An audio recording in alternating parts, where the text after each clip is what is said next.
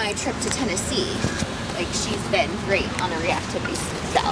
Excellent. So I don't think I've even had to go with the high boost number correction. Yeah. Good. Well, that's good. And I always tell my clients that behavior supersedes obedience. That's always my primary concern, because it's always either there's more variables involved and or it's more complicated. Obedience stuff we can always fix. Okay? Yeah. Obedience I'm not worried about. We can always fix that. It's the behavior stuff that's always a little bit more tricky. So I'm glad to hear that that's doing well. So kudos to you. Oh, thank you. And I know Yeah, those she's first few weeks doing are rough. great. And yeah, she's just been a little sassier on the, she's like, no, I don't want to do that. I want to go here. And then it seems like when I correct her, she'll cower a little bit. Okay. Is she on leash or no leash? On leash. Okay, I've been so she trying has to do leash it on. more on leash Okay. to remind myself so I can guide her over. Okay. But she still is like, no, I don't want to go Resistant? there. I don't want to. So what you would do is you have your object, right? You said a towel. Yeah. Okay. You place her. She doesn't do anything. You start tapping. You're going to see the cower. Okay. You keep tapping. Is she on prong or no prong? On the prong. On prong. And then when you give the pressure, I wouldn't increase the leash pressure.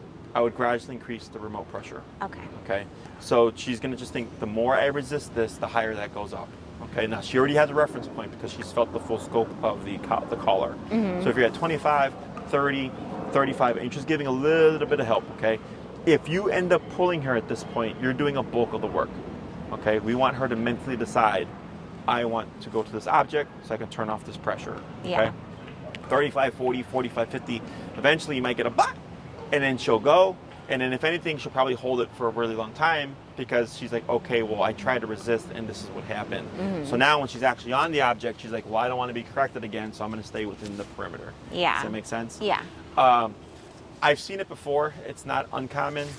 But if you find yourself doing more pulling and less e-collar pressure, she's going to make you do that all the time. Okay. Okay, so you want her to make so remote collar, what's so great about it, it's the only tool that can make a dog think they're choosing to do something. Okay, even though it's you manipulating the pressure, the intensity, the application, the frequency, all that stuff, she does not understand it's coming from you. Okay, that's why like some trainers will call it e-collar, like act of God correction or whatever, because the dog has no idea where it's coming from. A dog can tie that your remote has something to do with it, but they cannot tie. I was going to say, she does recognize the remote Yes, has a component in but it. she doesn't I wonder tie if that she'd you ever made that are doing connection. are doing the correction. Okay. So yeah, they can tie that where they'll go, oh, because I'll get some clients that'll like pick up the remote and then the dog will stop. She does that, Yes. yeah. So, by the way, if that happens, we still correct. So if the dog does something and I pick up the remote and they stop, a lot of people will not correct. Okay. You still correct. I think that might be a pitfall I've fallen into It's okay. then. Yeah, it's very common because the owner thinks, well, the dog did stop what they were doing, but I want them to not even question it. Okay, the only way to avoid the remote is 1, don't do the thing I told you not to do, or 2, keep doing the thing I told you to do, right? If you're on place and you don't get off, no problem, no correction. The moment you get off, correction. But if she gets off and I pick up the remote and she goes back and I don't correct her, now she thinks like, oh, I can play this game now. Okay, so it's kind of like with kids, I'm not touching you. Yeah. Right, where it's like I'm not touching you, and it's like they're right there. It's kind of that same concept. So even though they may have gone back on place, I'll still tap. If it confuses them and they jump off, then I'll keep tapping until they go back on. They go, oh crap, I got off. I self-corrected to avoid the correction. I still got corrected, and then I jumped off because of the correction. I got corrected even more. So my best bet is don't even get off. Okay. Okay. So I do this for everything: behavior, obedience, and that's why my dogs, or like my facility, whatever, don't question things because they know like if I don't want to be corrected, I don't even try it. Okay. I think that might be the issue here because she has been quicker to correct herself when she sees I'm about to take an action. And so I haven't been following up with the correction and she is testing her boundaries with me. It's super common, okay? It's nothing good or bad. It's just how it is. But yeah, as soon as you start layering the corrections again, despite her self-correcting, you should start to see all that stuff go away. Okay. Okay? She's just so manipulative and cute. Yeah. I mean, if you can get away with something, Yeah. Why not? So, I get it. other questions?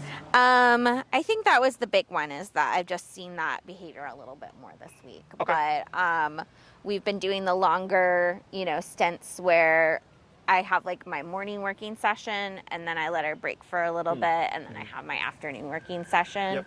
I feel like she's a little less compliant. Like, she's more resistant when it's like not during my work day and there's like the other animals are around, and she feels like she's being like So singled during the out. workday, she's better. Yeah. And then once you clock out of work, and then you're trying to apply it at home still. I would say like weekends, Okay. she can just be a little, it's almost like she gets a little spoiled, like a kid. Like, Okay. oh, it's free time, Sure. and that's for the work day. Yeah. So dogs do learn by context, so I can see that happening. Because she's like, okay, you're at your desk and life looks like this or whatever, I have to do it, right? So then when it's, the other animals are out and everything like that, it's most likely just going to be raising your number to like teach her like, no, it's just as serious even when we're not at my desk. Okay. Practicing this or whatever. Okay. But that makes sense to me as well. But at this point, because what we taught place last class? Or No, we've been doing place for a while. We did stay. That's right. Okay, so it's already been a couple of weeks at least. Yeah. So she's got a concept. So it's just a matter of like making it important. So dogs learn these things very quickly. Okay. They may not be perfect at it, but they do learn these things very quickly. So it's just a matter of, is it important enough for her to override her own wants, so to speak, and perform what you tell her? Yeah. And that's almost always just raising the number. Okay. Other questions? No. I Alrighty. can't think of any. So you have your treats? I did. Right here. So let's go ahead and see, just show me how you get her to down using your treats and stuff, okay? Don't worry about the remote collar. Okay. Okay. Down. Down. There you go. Good. We're gonna try that 4 more times. And then for your treats, are those like the dehydrated ones? Yeah, I have like the dehydrated weenies, and then I have some chicken hearts. Excellent. So what you're gonna do here is we're actually gonna, may I see is that a chicken heart? Yeah. Okay. So what we're gonna do here is with this, once we see, we're actually gonna little strips like this. Okay. Okay. So dogs don't care about the amount. the size, they care about the rate of reinforcement. Okay. So if I take a hot dog, and Yeah, I cut it- sometimes I take these and cut them up with some scissors. Yeah. If I take a hot dog and I cut into 100 pieces of hot dog, Yeah. the dog goes, wow, 100 treats. They don't think like, wow, these are 100 tiny treats. It's the same. Yeah. Exactly. Okay. So it allows us to avoid them getting full too quickly. Okay. And also just upset tummies and stuff like that. And this way, when you finish your training, if she gets full on treats, by the end, she can start to lose motivation. Yeah. So by keeping it smaller as well, she's wanting, you leave her wanting more. Okay? We're going to go and do that 4 more times. All right. Lay down.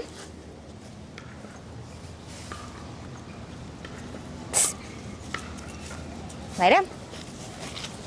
She's like, I'm not going to do it as easy So go ahead and bring here. your treat to your nose. Her nose, yep. And then go down low. Like that. And reward. Good girl. We're going to do that 3 more times. And if she gets up, no big deal. All we're doing here is warming up the brain. Okay. Okay? Lie down. Good. 2 more. Lie down. Down. Good girl. 1 more. Up. Down. Good. All right. So now what we're going to do is I'm going to have you rotate her prong collar so the chain is at the bottom of the neck. Okay. So we're going to go opposite. Yep. And what you're going to do is bring a treat out with your right foot, because she's to your right. You're going to step on the slack there, gradually putting pressure downwards, and then with your treat hand also kind of lowering her down as well.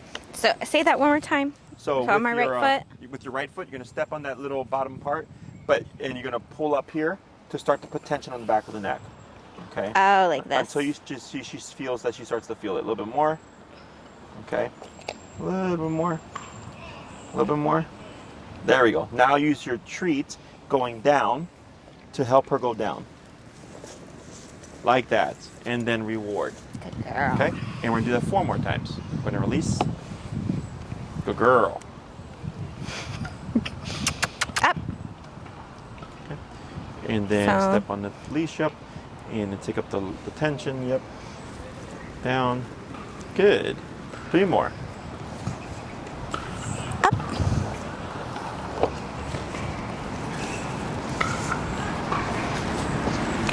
There you go. Good. On the next one, I'm gonna have you step a little bit higher, so the tension coming down is more pronounced. Okay. Okay.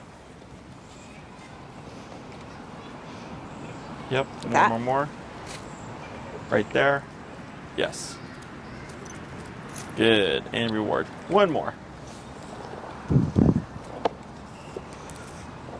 Okay. Up. Yeah, you know it's coming. Yep, a little more. Okay, now your treat. Excellent. Alrighty, so now I'm going to do this for you to make things easier. I'm going to take your remote. And we're going to do the same process. I'm going to dip this down. We're at 22. I'm going to go down to 12. Okay, and we're going to try doing more pressure to get her to lay down before we bring the food into play. Okay. Okay, so go ahead and step on your leash, and I'll tell you when to apply the food. Okay, and I'm going to tap. A little bit more pressure on the leash. Tap. A little bit more pressure on the leash. Tap. Tap. Now, there we go. Now reward. Good girl. Girl. Good. And remove your foot. Good. Break, break, break. Up. Good girl. 4 more. Okay. And tap. Tap. Wait a moment. Now reward. Good girl. Good girl. Good. Break. Break. Up. Good girl. 3 more. So that's 12. Tap. Wait a moment. Wait a moment. Reward. Good girl. Good girl. 2 more. I'm gonna go down to 8. Break.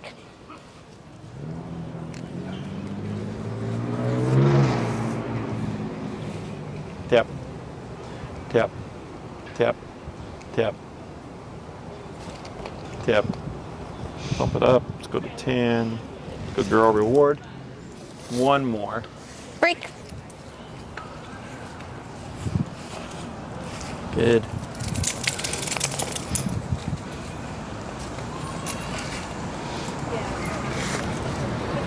Down. Tap. Great. Reward. Good. We're gonna pause right there. Keep your foot on the girl. leash. Okay. So what we're doing here is we're gradually laying pressure over the down command. Okay. Out of all the commands, down is the one that we usually get freakouts, or like the dog will really want to go against the pressure. Okay. My theory is because you're using pressure to put the dog in a more submissive position, they're more likely to protest it. Okay. So the past week of you just doing those little sessions is because dogs tend to favor the last thing they learned. Okay. So then using that to our advantage, knowing that we're going to put this into play, she's going to be more inclined to go into that position because of the food stuff. So then we did 5 with food only to warm her up. And then we applied a little bit of prong pressure with guidance with the hand, and then layer. And then when you I went from 22 down to 12, layering that in as well. So now she's going, oh, like all these things are telling me the same thing to do this. Okay. Okay. So when we are layering remote collar over a command, even if the dog already knows how to do it with food or the verbal cue, whatever, we always have to reshape it using the collar. Because let's say she knew down, she was awesome at it, right? Most people think like, oh, my dog knows down, so when I tell them down, if they don't do it, I just remote them. I go, no, the dog doesn't tie those things together because it has not been taught. It was taught with food, it was taught through other means, but it was not taught through this. So it's like a different language, right? You have your food-based language, you have your prong collar-based language, and then we have a remote-based language, right? And they lay a foundation down, but the dog won't just go like, oh yeah, that tap was because I got up from down. if the dog has never been taught with the pressure of e-collar how to down, they're not going to know what to do. So that's the whole purpose of this. Okay, does that make sense? Yeah. Questions on any of that stuff? So we have 6 commands: sit, stay, down, come, place, heel. 3 of those commands, technically 4, are stationary: sit, down, place. Right? Place is lenient. Go to the object, don't step off. Sit and down are specific. Right? Sit, put your butt down to move. Down, lay down to move. When it comes to the down command, I don't care how the dog downs. I just care that the dog downs and then holds it. So right now, you see how she's laying down? I'm completely fine with that. She's not in a resting state. You can see where she's kind of uncomfortable there with how she's kind of like ready to pop up any moment. Yeah. Yes. She's alert. But this is technically a down. If she were to split, I don't care. If she were to roll on her back with her legs up, I don't care. I just care that she's in some sort of down position. So I care about function, not aesthetics. So some trainers will shape it looks really nice where the dog is like laying like a sphinx, but it's not realistic for extended use. Gotcha. Okay? So when we do down, technically speaking, the dog should hold it until they're told break. So it's an alternative to place command. The difference is it's a lot more strict. Okay. So if I downed her for an hour, she could shift how she's laying down. She just can't sit or stand up. Okay. Place command doesn't matter. Go to your bed, sit, stand, lay down. I don't care. Just don't get off of the object. Okay. So if you go somewhere and maybe you forgot your towel or your dog bed or whatever, and you need to keep her still, you would most likely use your down command. Sit is momentary. Okay. Sit is momentary. Yeah. Okay. 3 minutes, 5 minutes. So if you're walking with her and you see your neighbor, you can have a conversation, and you're like, this conversation is going to be 15 minutes, I would already just down the dog. Down or release. Okay. So if I release her and she's still sitting there just through habit, if she were to lay down or stand up, I wouldn't care because I didn't give the dog a break, right? Or I down the dog knowing that most likely if I ignore them, she's at some point going to lay down on her own, but that would need to be corrected. So instead, I'm proactive about it, and I'm just down and down you instead because I know this is going to be a 10 to 15 minute conversation. Okay. Does that make sense? Now, technically speaking, could she hold a 15-minute sit? Yeah. You can correct it if she tries to lay down and stuff. I just don't because I know at some point they're going to do it because sitting for an extended period of time for dogs can become uncomfortable. So I usually just jump straight to the down. But if you want to be very strict with her, like, no, you're going to hold a 15-minute sit, you can do that as well. There's nothing to say that you can't. Okay? Question on any of that stuff? No, that makes sense. So one thing that we do in the beginning is like keeping that right foot high up on the collar there. Now, if she were to get up, expect her to freak out. Okay? Because I'm holding her down. Yes, because she's going to be met immediately with leash pressure. So one thing you can do is if you slide your foot over about 3 inches, This way. right there, perfect, is if she got up, she would still feel downwards pressure. It's just not going to be like this, right? It's going to be a little bit more like this. So she'll still feel it, but she won't. I would expect her to be less likely to throw this freak out, because what happens is, let's say something surprises her and she jumps up right away. She's met with that really sharp, very little wiggle room. His dogs tend to panic right away. Okay, so I'll give a little bit of slack, so they'll still be met with that downwards pressure, but it's not so uncomfortable from the get-go. Okay, but she'll still feel it. And then if this is on her, I can start tapping. And right now I'm at 10 to reinforce laying down. Now, if she did freak out, I just keep my foot planted and I just wait them out. Okay. At some point, you'll see where she'll go that way and this way and that way. The purpose of keeping it shorter is it limits range of motion. Okay. So she can only go so far, and eventually she's like, "Well, I went that way, and I went that way. I can't go that way. What are my options?" And then you'll see where the dog gets stuck, and then I'll start to layer in the taps to get them to lay down. And then she's like, "Oh, that's what I was supposed to go back to doing this." Yeah. So if she doesn't get it on her own, she'll get it layering this in, but I'll see if I can wait out the panic, because if she's panicking and I'm trying to do this at the same time, we create more panic. Okay. Make sense? Yeah. Because you have two points of pressure. You have your prong collar and then you have your e-collar. And So she's already putting the pressure because of the prong collar. Yes. So going back to a place command, remember when we tried both? And she was overwhelmed. Yes. Yeah. So then I took off one and then we shaped it with just the prong collar and then we layered this back in again. Similar. Okay. questions? So I have my foot on her leash right here. Yep. Is this something I'm going to do every time I put her in a sit, or just while we're trying to reinforce this? Just while you're reinforcing. Like right now, because I knew I was going to talk to you for a little bit, I'm like, we're going to go ahead and do this. So in case she gets up, you know, we can correct it or whatever. So she starts to learn that down isn't momentary. So that's why for the week I said, I don't care if she holds it, I don't care if she gets up, I don't care if you use the word down. I just care that she gets rewarded for laying down, right? Because everything else I'm going to fix with the remote collar. Okay.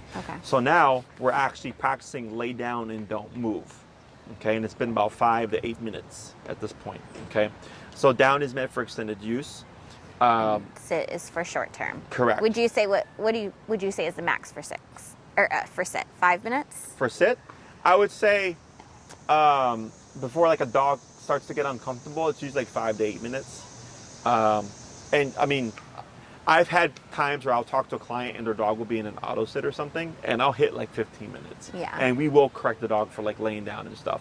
And I'll point it out to the owner, like, just so you know, technically that's unrealistic, but you can expect that level of discipline from your dog. Okay. So like there's some trainers that will make dogs sit for 30 minutes because of how much discipline it takes for the dog to do so.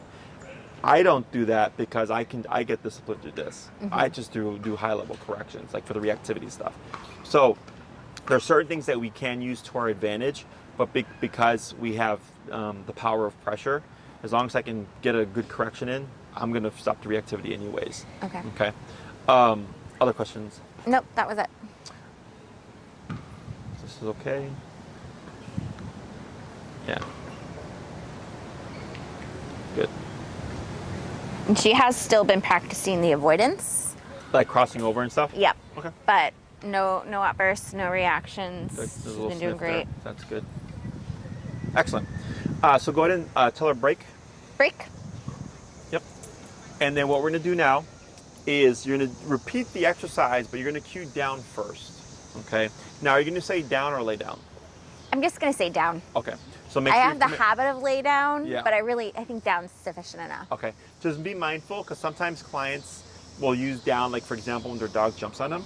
That would be more of an off, because down is lay down, and then off would be like okay. get off. Okay. Okay. So just Because so I'm trying to correct her jumping on us too, because she's so strong. We get little bruises on ourselves from it. Yeah. That's really good to point out. I want to change. I would prefer to keep this as down, and I should change what I say when she's jumping on us is to off. Now, technically speaking,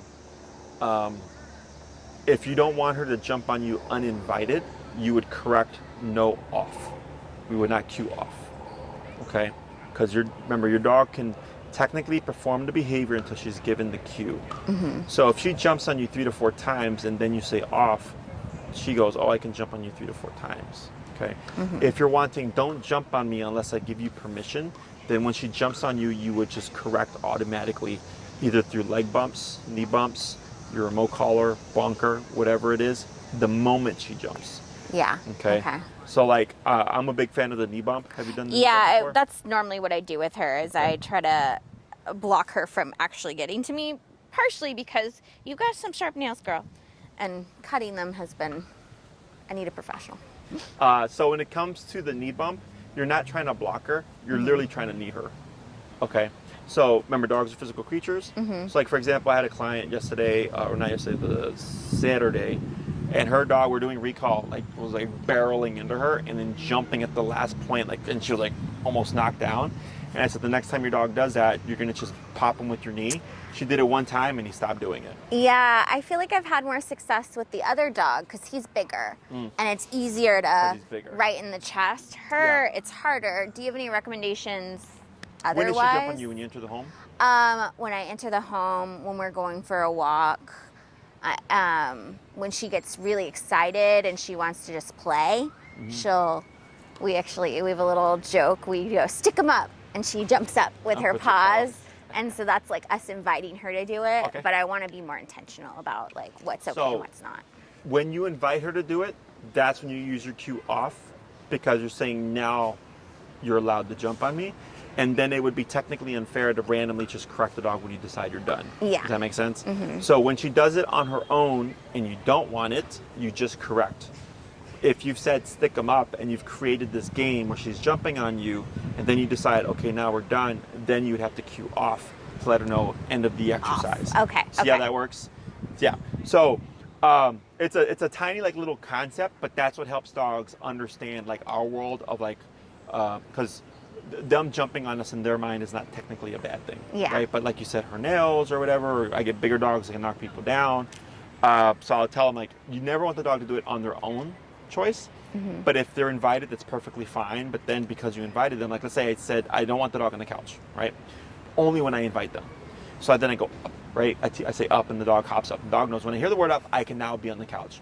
It would be unfair to randomly just go correction to get them to go off because like, well, why did that happen? I was invited here, right? And then I would cue off. Okay. Does that make sense? Okay. But if the dog jumped on the couch without permission, they would just be corrected. Okay. Because I did not give them permission to come up on the couch. Okay, that's really helpful. The other dog is trained on you have to be invited up to the couch, but I never knew there was like okay, we're done, like a command. Yes. And That's how I approach probably it. should have consistency and make it just, since he's trained on that's what she gets trained on. She has to be invited up. But okay, that's really helpful. Consistency is key with dogs. Because if one day it's one thing and then another day it's another thing, that's what creates the confusion and the frustration.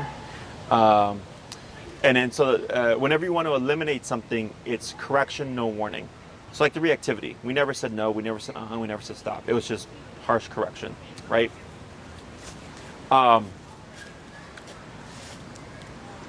Stuff like, let's say, barking out the window. Let's say you don't want to kill it because it's security. You want to control it, right? Is you would want to have a cue when you acknowledge that she's barking and she no longer needs to bark. Does that make sense? So like, let's say she's barking out the window, you take a look and you go, okay, nothing important, quiet. Then there would be a correction. So then she thinks, okay, I can bark until I hear the word quiet, and then quiet tells me my job is done. Make sense? Okay. But this way, you're controlling the security. So that this way, if you're not home and she's barking out the window or whatever, it's all perfectly fine because you're not there to say quiet. Make sense? So things we want to control, we want to cue first. That's why also we say heel, sit, down, place, because I don't want the dog to place all the time. Yeah. I just want them to place when I say so. That's a cued behavior. Things that we want to eliminate, it's simply correction. Like, for example, breaking off a place, right? We want to eliminate that. Correction, no warning. So she thinks, okay, when I hear place, I stay on the object and I don't get off. Otherwise, there'll be an automatic correction. Same thing for the reactivity. If I don't want to react harsh correction, I don't react towards dogs. Okay? Questions? No, that's really helpful. Okay. So for the jumping stuff when you enter the home, have you tried the bonker yet? I sent you the videos, right? You sent me some videos. I need to catch up on them. Okay. So you told me about the bonker, though. yes, the towel. Yes. So I'm assuming where you put the leash on and entering and all that stuff is the same little spot area in the home. Yeah. So once you watch the bonker videos, that would be another thing that you can do, because obviously when you come home, she's not going to have the collar on most likely. Is I'd have the bonker or bonkers right there immediately available. So as soon as I come in and she starts charging me, I would be able to correct. Okay. Okay, without the need of having a tool or anything like that. Okay. Because I agree, like with the smaller dogs, the knee approach can sometimes be harder. If you were to use your knee and you pop her and she flops backwards and bonks her head, it's okay. Dogs do that stuff all the time. Okay. But people tend to feel bad. She's resilient. Yes. That's what you're saying. So like my pit Lexi, when she was a puppy, I remember one time I came home and she was like zooming around and she ran right into the wall, broke one of her puppy teeth, and like got up and shook it off and like continued to run around. I was like, she's okay. And she left a dent in the wall. I mean, the other dog runs into stuff all the time, and he's just like, oh. Yeah. Dogs have a very high tolerance for pain and discomfort because they bite each other. So, yeah. Okay, every now and then you might get a little sensitive dog, but for the most part, dogs bite each other. They're very resilient too. Like, I mean, even with the correction from this. Yeah. Right? That kind of gives you a scope of like, yeah, if I pop her with my knee and she bops her head, like, she's fine. Okay? So those would be the two things I would gravitate towards, either the bonker or, if you can, firm knee correction. Okay? So now what we're going to do is lay the word down. Everything stays the same, except we're going to cue the word down first. No repeats.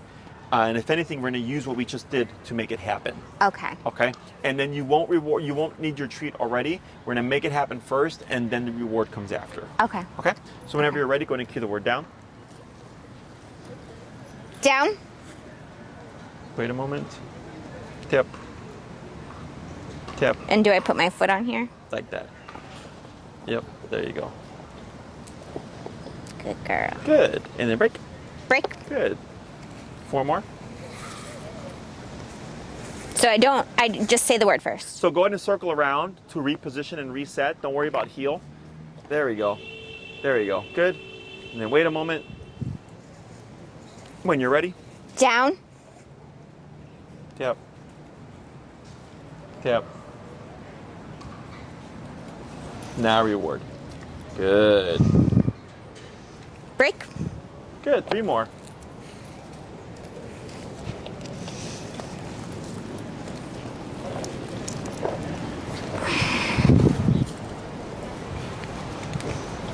Down. Wait a moment. Reward. There was no taps there. Good girl. 2 more. Break.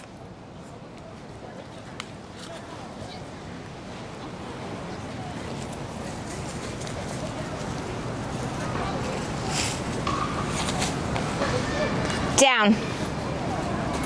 Good. Good girl. No taps. 1 more. No, No I taps. I didn't tap. Yeah. Break.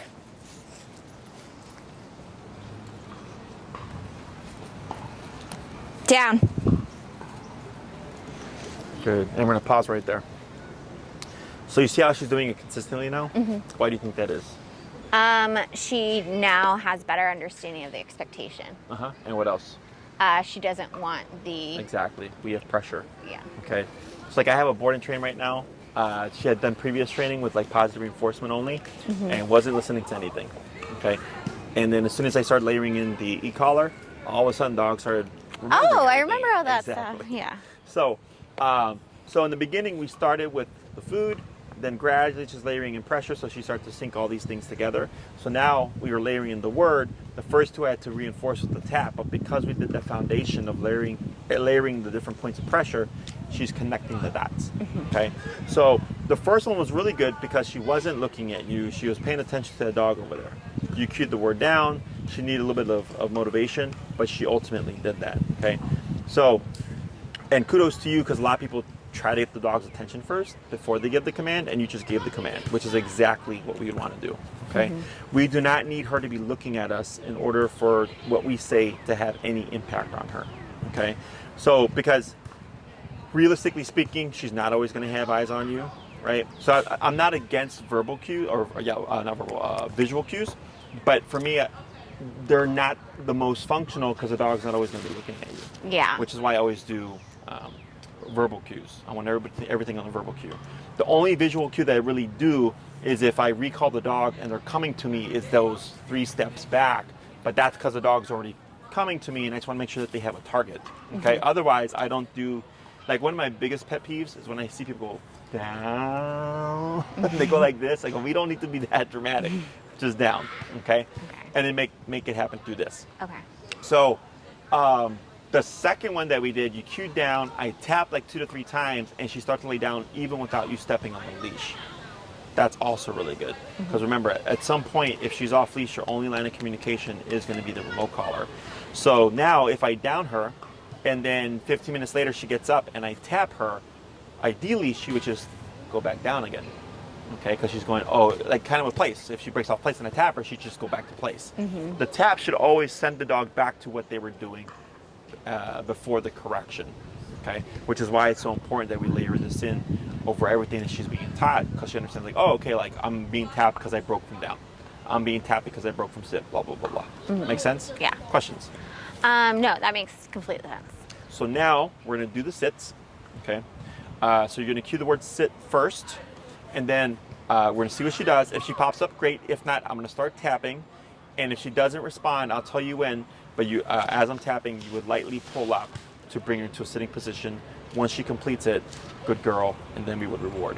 Okay, should I adjust where her collar Yes, is since you can it's put at it the more bottom? to the side. You're going to go to like the right or left. There you go. Perfect. Okay? Okay. So when you're ready, go ahead and cue the word sit. Sit. Tap. Tap. Tap. Now lightly pull up. Tap. Tap.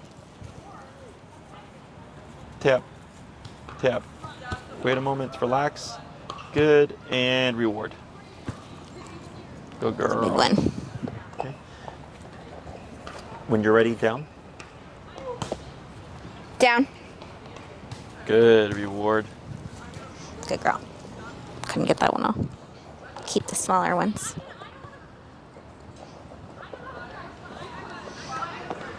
Good. When you're ready, sit. Sit. Tap. Tap. Tap. Reward. Good girl. Good girl. When you're ready, down. Should have pre-cut up some of these chicken hearts. No worries. We'll do these. Down. Reward. Good girl. Go ahead and release. Release. Break. Break. And you Break. can circle around. Good. Come to a stop. See what she does. Wait a moment. So she chose to sit. That's fine. Go ahead and cue down. Down. Wait a moment. Tap. There it is. Good girl. Good girl. Sit. Sit. Tap. Good. Wait a moment. Now reward. It's okay. You got it. There she goes. Now tap. Tap. Good. So we're not going to reward there because she kind of laid down. Yep, Yeah. Wait a moment. Down. Down. Tap. Wait a moment. Tap. Tap. Tap. There it is. Reward. Good I'm girl. going to pause right there. Good girl. Okay. So I'm not sure if you're familiar, but these are what are called puppy push-ups. Mm-hmm. Okay. Sit down, sit down, sit down. So this exercise is to help her differentiate between the two different cues. Sit is this position, down is this position. Okay.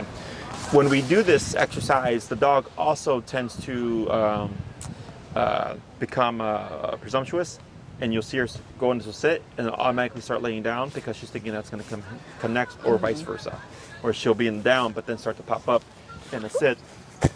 Oh, okay. Was it a good kick? I meant to do that. Yeah, you'll see her start to go between the two things, okay? So you want to be mindful that you don't have a rhythm.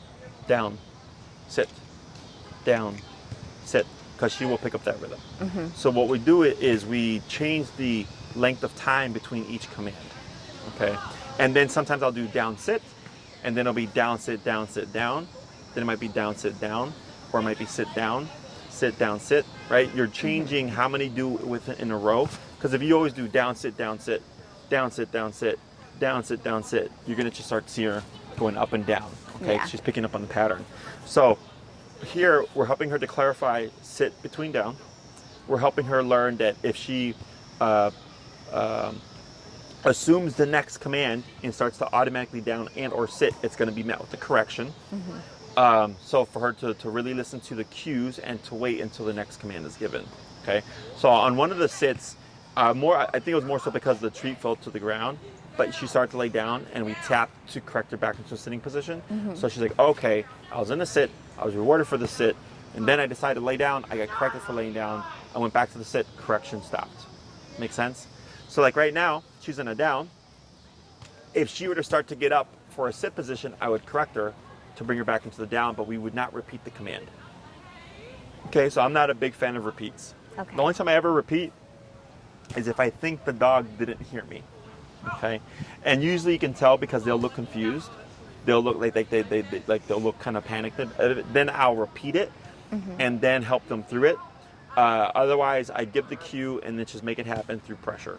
Okay, so like that last one was actually pretty good because even though it took me like 4 to 5 taps, you can see where she was thinking, and then eventually she started to lay down, and you didn't even have to step on the leash. That's really good because again, this is going to be your primary communicator. The leash may not always be on, so if I can reinforce everything to the remote, then the leash, I can move past it. Does that make sense? Yeah. Questions? So I'm going to hand this to you now. We're still relatively low. We're at a 12. Okay. So one thing about dogs is you can tell when they're thinking because they tend to move around. Okay. So in horse training, there's a saying called if they're blinking, they're thinking. With dogs, it's similar, but they fidget. And the only thing that I know that rhymes with fidget is midget, and I can't make that work, okay? So they move. So when you see her, if you say down and you tap her and you see her just kind of shifting and moving around, that's her thinking, okay? So what I do is I'll tap to reinforce, see what she does. Let's say she comes to a sit.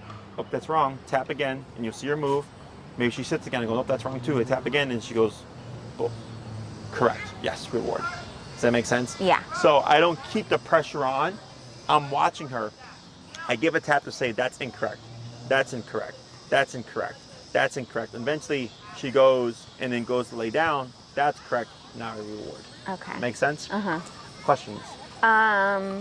I do have a question about, so now we're on 12. Yes. And that is because we're trying to teach her the new skill. Yes. After we've done this for a while, would I go back to the regular obedience level If to needed. correct? Yeah, so what would you say is your typical obedience number? It's between 20 and 23 right now. So like, let's say you're using down, maybe you're sitting at the bench, right? You got a lot of stuff going on. And you notice every 5 minutes she's breaking the down position, and you correct her at 12, she'll lay back down, but then 5 minutes later she gets up. 12 is buying you 5 minutes, right? So then you go to 15, and then 18, and eventually you might find yourself So- working your way to 25 or whatever. Same as with the place. Correct. Okay. Yeah, you always start low and you work your way up, because if you train her at 12 and then one day just go 25, it's not the biggest jump, but it is a jump that it can catch the dog off guard. So whenever you're gradually raising it, you're kind of acclimating them to like the higher correction. So by the time you do hit 25 or whatever the number is, it's not such a shock to the system. She goes, okay, yeah, this is what I'm supposed to be doing. Okay.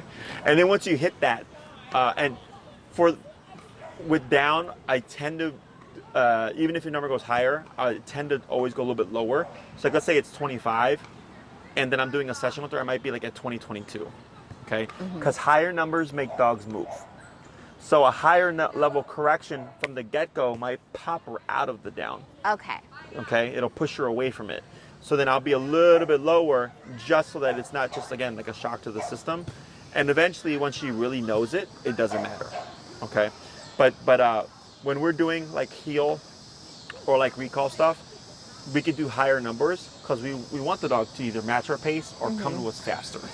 Right, so I'm not opposed to higher numbers to create more speed there. But whenever we're doing stationary stuff, and even with place, because place to a degree has motion, because the dog would have to go back to the object. For down, they're going back into a stationary position. That if it's too much, it'll push them away most likely. Okay. Okay. Other questions? This one's a little bit outside of down in place, but so I've been thinking about, I want to try to get back into running. Okay. And I'm just going to try to do short distances, Yep. and I really like to run with her. Okay. Would it be appropriate for me to put her in a heel and have her run with me that way? You can. Don't expect her to be at your side the entire time. So I'm very slow, so. So this is some stuff that I've heard from clients that are runners throughout the years. It's funny because they'll know, like, you know, if they run with their dog and they're not in a heel, the dog a lot of times will run ahead of them. Run ahead or run with them. And the moment they cue heel, the dog will lag. Okay, for whatever reason. This is super common. Okay. So if you're running and she's in a heel and she lags, it's okay. Because I've had people like 127 their dog, and the dog will run up, and then 5 seconds later they're lagging again. Okay, and it's never been an issue. So I've at this point just learned, like, I tell my clients, if you have the dog in an active heel, if they lag, it's okay. And then if they like really lag, I'll tell them, like, just adjust your speed so where the dog can hold it, but not be like dragging you back. Part of my theory is that when you have a dog in command, they're under control to a degree. The brain's not like frantic. Okay, so like I had a client that used to run her dog on a golf cart. It was like a black lab. This was like one of my first clients, like 12 years ago. And she's like a 7-year-old lady with a 100-something pound black lab. So the only way she could exercise him is by running him on the golf cart. And he was overweight. And she's like, yeah, Jesse, I run him on the golf cart, and he's literally dragging the golf cart. And I'm like, no way that dog is doing that. Like he's a little chonk, right? So we taught him how to heel, and then we revisited the golf cart, and she put him in a heel, and he was lagging. And she's like, this is crazy, because typically he'd be dragging this golf cart all over the place. Yeah. I go, I think it's because now that he's self-aware, because he was overstimulated, he was hopped up, his adrenaline's running, pumping, he's just pulling the golf cart, he's not even thinking clearly. Is because we calmed him down, stopped the overstimulation, had him in a controlled passive state. He was now self-aware, going like, oh, you know what, this is actually pretty tiring. And now he was lagging behind the golf cart. So I feel like it's the same thing with my runners, is the dog's in a controlled mindset. So then I feel like they pick a speed they know that they can keep for a prolonged period of time. Whereas when they're not under control and they're kind of free, they're more stimulated, they're more adrenalized, they're kind of like bypassing their physical tiredness, and that's what's keeping them just pulling the entire time.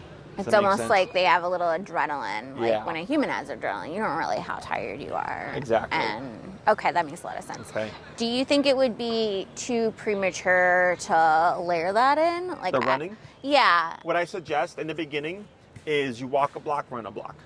Well, that's what I'm going to have to do anyway, because I'm really out of shape. So you're going to have to build up your stamina, but you're also building up her stamina, right? Okay. Now, initially, when you go into the heel run, sometimes the dogs will just shoot, okay? So I won't take off in a full sprint. I would start to run. She goes, and if you can, you're turning and tapping like we did in the very beginning. So she's going, like this is the same thing as with the walking. So, and then you keep doing that on and off.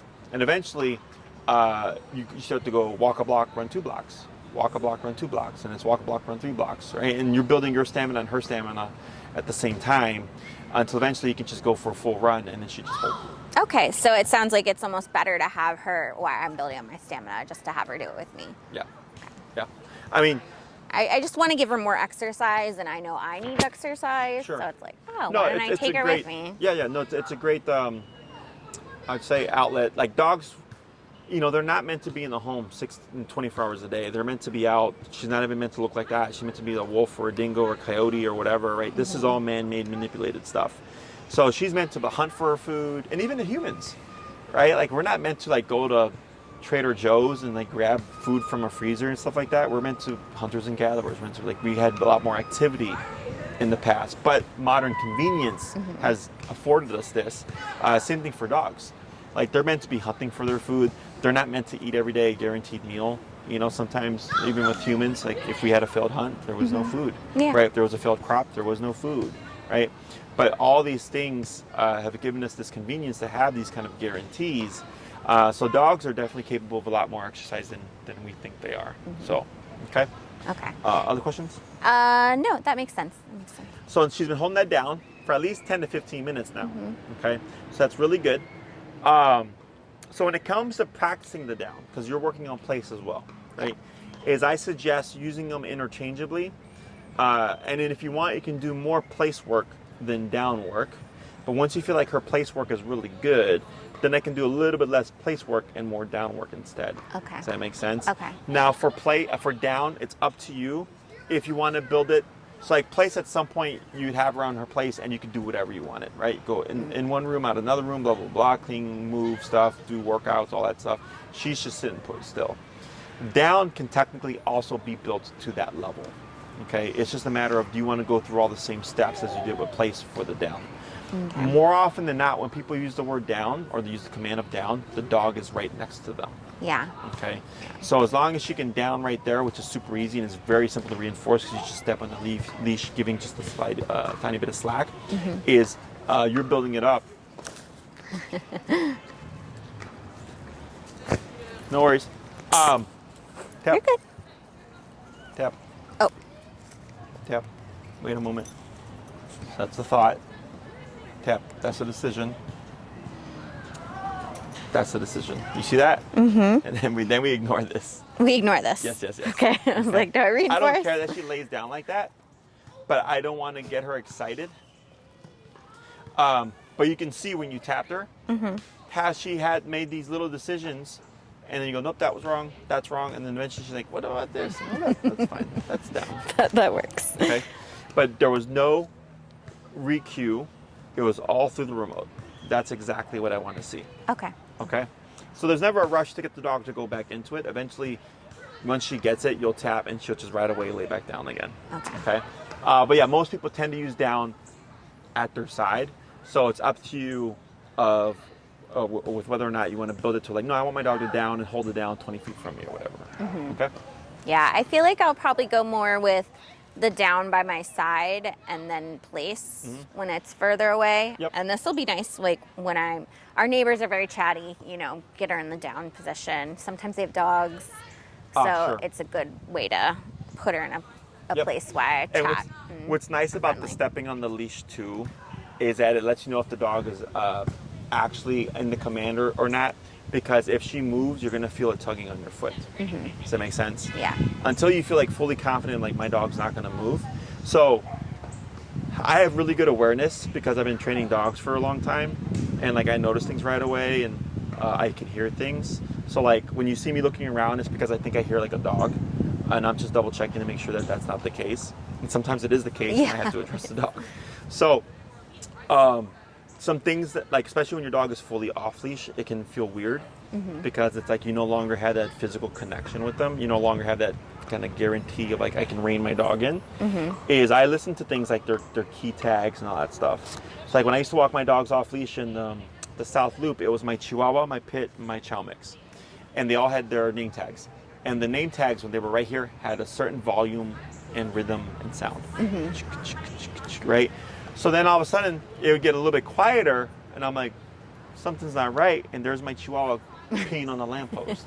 And I would correct them, and he'd run over, and then we'd keep walking, and eventually all that stuff stopped. And I just had that steady rhythm. So like I would walk with one headphone here, and then one no headphone here, so I could hear my dogs. Yeah, she's harder, especially since she's so low to the ground. So I just don't even walk with headphones in when I'm walking her, because I can't. I haven't developed those sounds yet with her, and it's very easy for me to be like, oh, wait. Yeah. And that's all perfectly fine. But that's like in the future, like, because like let's say you have her off leash at the park or something, you don't want to be constantly just like doing this with your dog. Yeah. You want your eyes on the horizon, you want to see what's going on in the environment, but you're just kind of attentive to that volume. Another thing, like if I'm walking the dog off leash, some dogs, especially the bigger dogs, if they hug really tight, we create this rhythm of their right shoulder just kind of bumping against my left leg, and that also lets me know like my dog is right there too. So you may find as you work with her more, there's things that she does or sounds that you might hear, or like little like rhythms like of the touch or whatever that let you know like, yep, this is where my dog is at. Yeah. Okay. Yeah. So I've been walking her too more with this, which is the like hands-free around the leash, and this has been great. And I can always tell when she is pulled away from me, since it doesn't really give much room Slack. for. Yeah. But we've been doing our longer heel walks that way. Good. Just keep And you're bopping her doing in the great. Oh, I'm sorry, love. That's fine. Good. So go ahead and release her. Break. Good. Go ahead and circle around.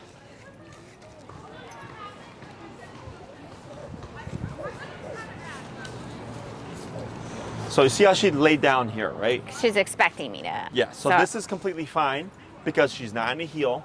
So when you're doing the puppy push-up exercise, that's why I said I don't always do down, sit down, sit down. Because if the dog auto downs, I would go opposite. I would now start with the sit.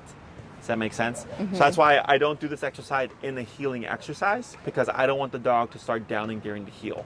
Okay. Yeah. Now, because we down the dog from a sitting position, sometimes it happens where the dog will start to auto sit to a down during the heel. So if that happens to you on a walk, you would simply just tap and lightly pull up to prop her up. You would not say sit, because you're not correcting a sit. You're correcting an auto sit, and there's no cue there. Okay. Yeah. Eventually, she's going to learn, oh, heel is walk with me, stay with me, sit when I stop, not sit to down. Okay. And you will break that pattern. But then when you're working with her, you're not cueing the word heel. You're just like walking around. You come to a stop. She decides to down, no problem. You go to a sit. She decides to sit, no problem. You go to a down. You're going opposite to what she's doing. Make sense? Yeah. So go ahead and cue her into a sit. Sit. Tap. Tap. Tap. Now lightly pull up. Tap. Tap. Good. And relax. Wait a moment. See as she holds it. And reward. Here you go, good girl. Down. Down. Good. Wait a moment. Tap. Tap. Wait a moment. Tap. Wait a moment. So this is the thinking. Tap. Wait a moment. Now a little bit of pressure on the leash. Downwards pressure. There you go, take your time. Now reward. Good girl. Okay, so could you see where she was trying to figure out what to do? Mm-hmm. Right? So then once I hit the third correction, if the dog looks a little bit too confused, now I can add in that leash pressure. Okay. So we're doing anything but repeating the cue. This technically is kind of like repeating the cue because the pressure is part of it, but we just don't want to repeat that verbal cue. Okay, because then as humans, it's natural for us to go into down, down, down, down. And the more you make her think through it and figure it out, the faster it's going to click. But then also she's thinking, well, the faster I do this, the faster that thing that I don't like disappears. Okay? So this exercise, because it's redundant, 2 to 3 minutes, 1 to 2 times a day. Okay. Sit down, so on and so forth. Kind of like with the place command. I said 2 to 3 minutes because it's repetitive, it's redundant. They're giving that variable of time. So you downed her and then she sat back up, right? And then you had to correct her for sitting back up, and then she struggled for a bit, and then eventually you got it. That's why I do the variance in time, because she's going to catch that rhythm or that pattern, and she's going to start preemptively doing the commands, which we don't want her to do. Yeah, she started to like anticipate the place command. So since I have her leashed, I kind of do the reset thing. What's funny is the other dog is catching onto it. So he goes and lays down on her, like, oh, I get some treats. Yeah. Questions? Nope, that's no questions. Oh, sorry. So then your next class, I think we were talking about blending everything to the long leash, or blending the sit, blending the heel, stay, and the recall. And at that point, I think you wanted to start spacing out your classes, correct? Yeah, and I was actually going to ask if we could skip next week. I'm out of town next week, so it works out. Perfect. Yep. We're going to go to Six Flags that day. Oh, nice. So very good. last trip before the kid goes back to school. So if you would please email Tina. Okay. And then I'm out of town next week, so that's not a problem. Until we're gonna have our class the following Monday, and then after that you plan on spacing them out. So this way she can already start adjusting my calendar for any new clients and stuff like that. All right, Okay? I can. Awesome. I can do that. Good job. She's doing really good. Right, thank you. Break. And I'll grab your mic.